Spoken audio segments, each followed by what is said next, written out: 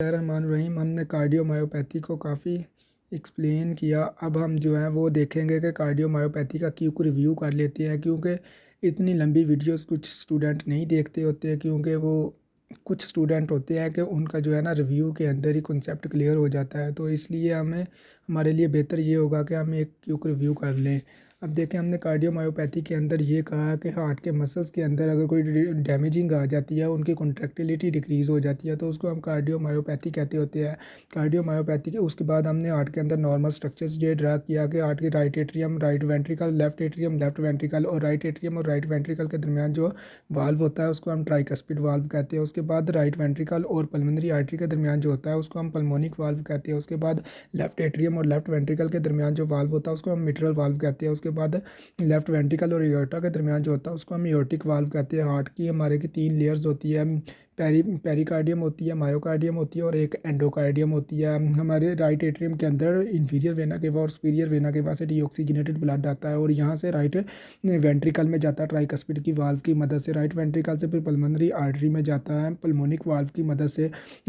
फिर लंग्स से ऑक्सीजनेशन होकर फिर पल्मोनिक वेंस के ज़रिए लेफ्ट एट्रियम में जाता है। लेफ्ट एट्रियम से फिर मिट्रल वाल्व के ज़रिए ब्लड जो होता है वो लेफ्ट वेंट्रिकल में जाता है। लेफ्ट वेंट्रिकल से फिर एओर्टिक वाल्व की मदद से ब्लड एओर्टा में जाता है। ये तो थी नॉर्मल फिजियोलॉजी हार्ट की। हमने कहा था कि अगर हार्ट की पेरिकार्डियम लेयर की इन्फ्लेमेशन हो जाती है तो उसको हम पेरिकार्डाइटिस कहते हैं। अगर एंडोकार्डियम की हो जाती है तो हम उसको एंडोकार्डाइटिस कहते हैं। मगर हमने यहाँ पे मायोकार्डियम को पढ़ना है। अगर हार्ट के मायोकार्डियम मसल्स की डैमेजिंग हो जाती है तो इसको हम कार्डियोमायोपैथी कहते हैं। उसके बाद हमने कहा था कि कार्डियोमायोपैथी की कुछ आगे टाइप्स होती है, जैसा कि डायलेटेड कार्डियोमायोपैथी होती है। उसके बाद हुक्म होती है जिसको हम हाइपरट्रोफिक ऑब्स्ट्रक्टिव कार्डियोमायोपैथी कहते हैं। उसके बाद रिस्ट्रिक्टिव कार्डियोमायोपैथी होती है। डायलेटेड कार्डियोमायोपैथी का हमने कहा था कि इसकी 2 टाइप्स और होती है, पेरीपार्टम कार्डियोमायोपैथी होती है और एक ब्रोकन हार्ट सिंड्रोम होता है। उसके बाद हमने डायलेटेड कार्डियोमायोपैथी के अंदर क्या कहा था कि डायलेटेड कार्डियोमायोपैथी एक ऐसी कंडीशन है जिसके अंदर हार्ट के मसल्स जो होते हैं वो beyond the limit, myocardium layers जो होती है वो बियॉन्ड द लिमिट डायलेट कर जाती है। स्पेशली जो होती है वो लेफ्ट वेंट्रिकल की डायलेट कर जाती है। जब ये वो बियॉन्ड द लिमिट डायलेट कर जाएगी तो वो कॉन्ट्रैक्टिलिटी में नहीं आएगी तो हार्ट के अंदर कार्डियक सिस्टोलिक डिसफंक्शंस होगा। जब वो अपनी लिमिट से भी by beyond the limit dilate कर जाएगी तो जब लेफ्ट एट्रियम से ब्लड लेफ्ट वेंट्रिकल में आता जाएगा और आगे कॉन्ट्रैक्टिलिटी नहीं होगी, ब्लड जो है वो रिमेन लेफ्ट वेंट्रिकल में रहेगा तो इसकी इजेक्शन फ्रैक्शन डिक्रीज़ होगी।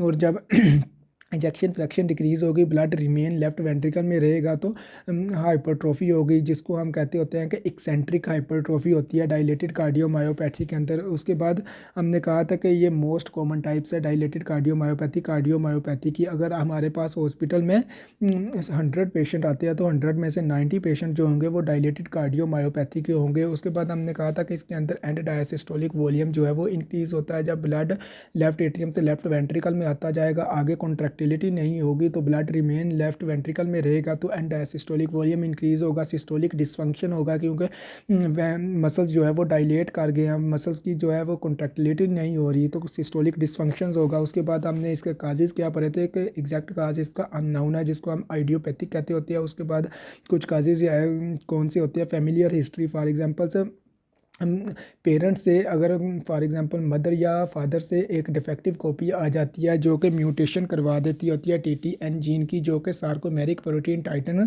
की फॉर्मेशन करवाता है। अगर सार्कोमेरिक टाइटन फॉर्मेशन की जो है म्यूटेशन होगी तो हार्ट के मसल्स को वो डैमेज करवाएगी। हार्ट के मसल्स वीक होंगे तो डायलेटेड कार्डियोमायोपैथी हो सकती है। उसके बाद हमने कुछ ड्रग्स का कहा था, जैसा कि हमने अल्कोहल का अगर कोई क्रोनिकली अल्कोहल को यूज़ करता है तो ये भी हार्ट के मसल्स को डैमेज करवा सकती है और ये भी डायलेटेड कार्डियोमायोपैथी करवा सकती है। उसके बाद हमने कहा था कि विटामिन B1 जिसे हम थायामीन भी कहते हैं, इसकी डेफिशिएंसी की वजह से वेट बेरी डिजीज़ होती है और ये भी डायलेटेड कार्डियोमायोपैथी करवा सकती है। उसके बाद अगर कोई क्रोनिकली कोकेन का यूज़ करता है तो कोकेन के अंदर एबिलिटी होती है कि ये हार्ट के मसल्स को अफेक्ट करती है और इनको वीक कर देती है। जब ये वीक हो जाएंगे तो ये डायलेट कर जाएंगे तो इस तरह से ये भी डायलेटेड कार्डियोमायोपैथी करवा सकते हैं। उसके बाद हमने चैगास डिजीज़ कहा था जो कि एक इन्फेक्टियस डिजीज़ है।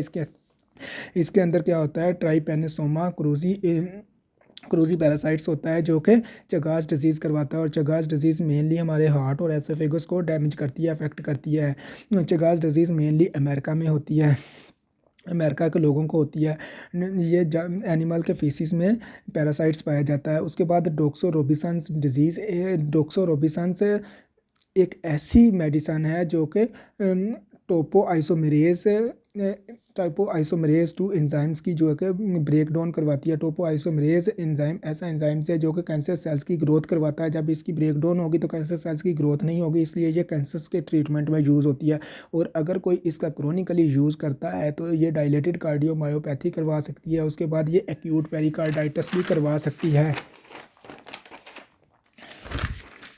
उसके बाद हमने क्या कहा था कि कुछ वायरस होते हैं, कुछ वायरल इन्फेक्शंस होते हैं, जैसा कि कोक्ससैकी बी वायरस है, ये भी डायलेटेड कार्डियोमायोपैथी करवा सकता है।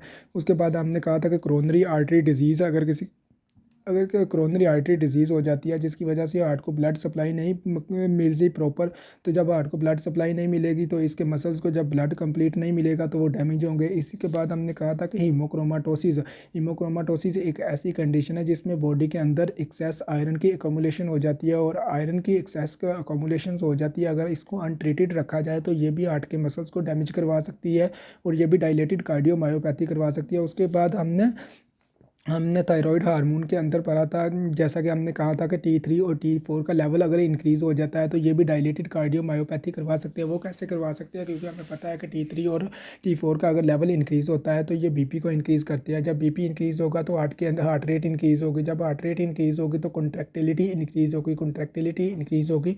तो इस तरह से फिर ये अगर ये कॉन्ट्रैक्टिलिटी इंक्रीज़ रहती है तो ये डायलेटेड कार्डियोमायोपैथी करवा सकती है। उसके बाद हमने क्लिनिकल फीचर के अंदर क्या पढ़ा था कि बीपी जो है वो डिक्रीज़ होगा। बीपी का हमें पता है कि वो रेशियो होती है जो कि हार्ट जब वेंट्रिकल कॉन्ट्रैक्ट करते हैं और एओर्टा पे ब्लड का प्रेशर लगाते हैं तो जो रीडिंग आती है उसको हम बीपी को नोट करते हैं और उसको हम ब्लड प्रेशर का नाम देते हैं। जब ब्लड इजेक्ट कम हो रहा है वेंट्रिकल से तो बीपी भी डिक्रीज़ होगा। उसके बाद पल्स वीक मिलेगी। जब ब्लड ही कम इजेक्ट हो रहा है, बॉडी में ब्लड कम मिल रहा है तो पल्स वीक मिलेगी। उसके बाद डिजीनेस, जब एओर्टा में ब्लड कम आ रहा है तो बॉडी ऑर्गन्स को कम मिलेगा। जब एओर्टा में कम आएगा तो ब्रेन को ब्लड सप्लाई कम आएगी और पेशेंट के अंदर डिजीनेस जैसे क्लिनिकल फीचर्स देखने को मिलेंगे हमें। उसके बाद हमने इन्वेस्टिगेशन क्या कहा था कि अगर हम जब डॉक्टर अस्कुल्टेट करता है तो पेशेंट के अंदर S3 हार्ट साउंड देखने को मिलती है। जब वेंट्रिकल्स की डायलेशन हुई पड़ी है, लेफ्ट एट्रियम से ब्लड आता जा रहा है और लेफ्ट वेंट्रिकल से ब्लड इजेक्ट नहीं हो रहा तो एक तरह से एबनॉर्मल हार्ट साउंड प्रोड्यूस होगी, जिसे हम S3 हार्ट साउंड का नाम देते होते हैं। उसके बाद सिस्टोलिक हार्ट फेलियर होगा इस बंदे के अंदर। उसके बाद बलून शेप, जब एक्सरे करते हैं, चेस्ट एक्सरे डॉक्टर करवाता है तो उसके ऊपर जो हार्ट की बलून शेप मिलती है। जब वेंट्रिकल के अंदर बहुत ज़्यादा ब्लड की फ्लूइड की एक्यूमुलेशन हुई होगी तो ये हाइपरट्रॉफी हुई पड़ी है यहाँ पे एक्सेंट्रिक, तो हार्ट जो है वो बलून शेप का मिलता है। उसके बाद सिस्टोलिक रीगर्जिटेशन मरमर होती है। जब लेफ्ट एट्रियम से ब्लड बहुत ज़्यादा आता रहता है और लेफ्ट वेंट्रिकल में एक्यूमुलेट होता रहता है तो वो ब्लड जब बाहर इजेक्ट नहीं होगा तो वो वेंट्रिकल के अंदर प्रेशर लगाएगा। जब प्रेशर लगाएगा तो वो मिट्रल वाल्व को जो है वो डैमेज कर सकता है। मिट्रल वाल्व डैमेज होगा तो ये रिगर्जिटेट करके लेफ्ट एट्रियम में जा सकता है। और ये किस वजह से गया, क्योंकि इसके अंदर सिस्टोलिक एबनॉर्मेलिटी है, सिस्टोलिक फेलियर हुआ पड़ा है पेशेंट के अंदर, तो इसको हम कहते हैं कि सिस्टोलिक रिगर्जिटेशन मर्मर।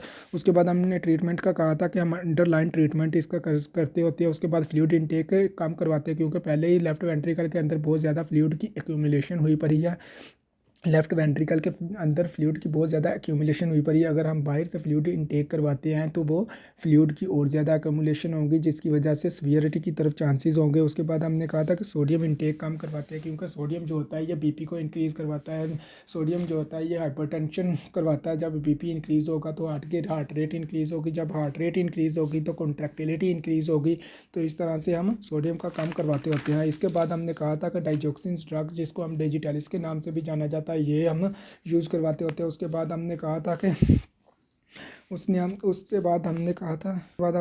कि इन्वर्टर कार्डियो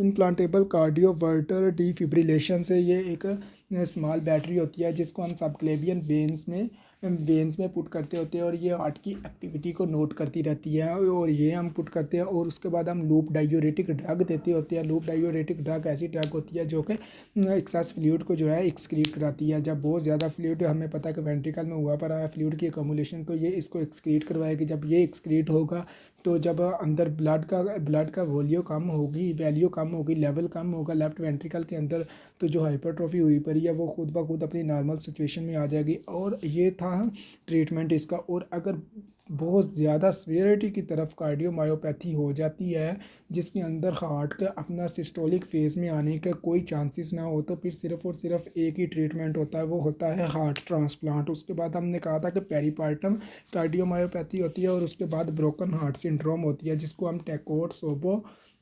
सुबोकार्डियोमायोपैथी भी कहते हैं। पेरीपार्टम के अंदर क्या होता है कि जब प्रेगनेंसी के लास्ट वीक चल रहे होते हैं, लास्ट मंथ चल रहा होता है, तो उस वक्त हमें पता है कि बेबी के ऑर्गन्स की मैचुरेशन हो जाती है। तो जब बॉडी बेबी के ऑर्गन्स की मैचुरेशन हो जाती है तो इसको ब्लड सप्लाई भी ज़्यादा चाहिए होगी, तो इसलिए वो बेबी के ऑर्गन्स को भी बेबी की बॉडी को ब्लड सप्लाई करने के लिए मदर का हार्ट जो है वो ज़्यादा से ज़्यादा कॉन्ट्रैक्ट करता है। जब ज़्यादा से ज़्यादा कॉन्ट्रैक्ट करेगा तो हार्ट के अंदर ज़्यादा से ज़्यादा ब्लड आएगा, तो इस वजह से भी डायलेटेड कार्डियोमायोपैथी हो सकती है। उसके बाद हमने ब्रोकन हार्ट सिंड्रोम के अंदर क्या पढ़ा था कि अगर स्ट्रेसफुल कंडीशन में या कोई सदमे में चला जाता है तो हमारा सिंपैथेटिक सिस्टम एक्टिवेट होता है। सिंपैथेटिक सिस्टम के अंदर क्या होती है, वैसो कंस्ट्रिक्शन होती है और हार्ट रेट इंक्रीज़ होती है। जब हार्ट रेट इंक्रीज़ होगी तो कंट्रैक्टिलिटी इंक्रीज़ होगी, और कंट्रैक्टिलिटी इंक्रीज़ होगी तो हार्ट के मसल्स डैमेज होने के चांसेस होंगे। तो इस तरह से भी डायलेटेड कार्डियोमायोपैथी हो सकती है।